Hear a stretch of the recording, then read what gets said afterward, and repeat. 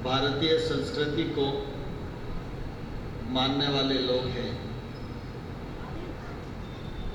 हमारी संस्कृति में, हमारी सभ्यता में, हमारे आध्यात्म में व्यक्ति कितना ही बड़ा क्यों न हो, कितना भी धनाढ्य क्यों न हो, लेकिन उसके धन की और उसके कद की पूजा नहीं होती। हमेशा हमारी संस्कृति में व्यक्ति के सेवा भाव, उसका समर्पण, उसका कर्म, उसकी विद्वता और उसकी फकीरी के कारण ही समाज में मनुष्य पूजित हुआ है। और इस प्रकार के जब हम कार्यक्रम आयोजित करते हैं तो निश्चित रूप से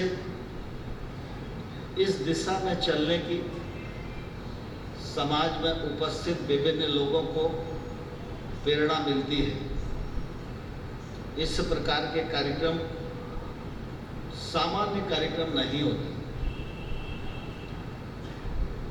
इस कार्यक्रम से अगर एक व्यक्ति भी प्रेरित होगा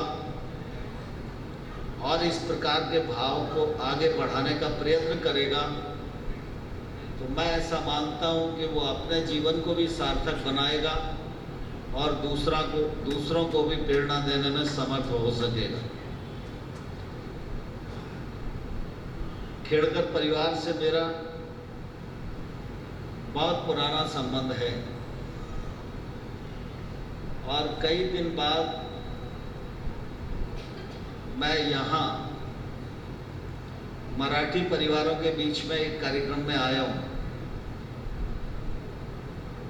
अभी तो विवेक सेजवलकर जी हमारे साथ रहते हैं, लेकिन एक कालखंड था जब इस क्षेत्र में बहुत कार्यक्रम होते रहते थे और मराठी परिवार एकदम परिवार जैसे ही लगते थे, लेकिन बीच में कार्य व्यस्तता के कारण मेरा कम आना हो पाता है।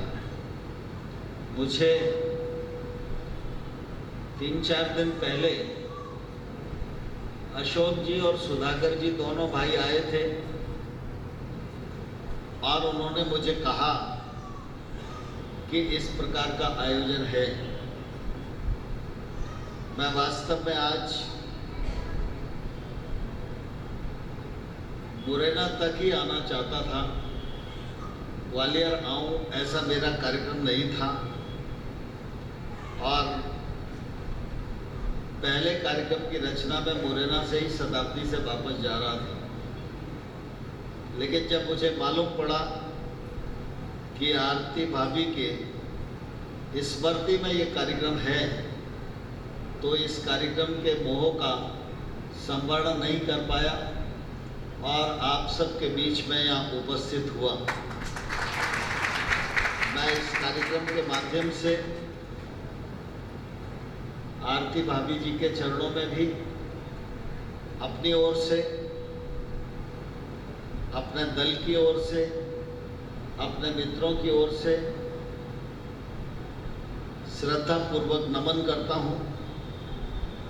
और आज इस कार्यक्रम के माध्यम से हमारे जितने साहित्यकार या अन्य क्षेत्र में काम करने वाली जो प्रतिभाएं हैं, जिनका जीवन निश्चित रूप से उल्लेखनीय है, उन सबको भी सम्मानित करने का काम इस कार्यक्रम में हुआ है।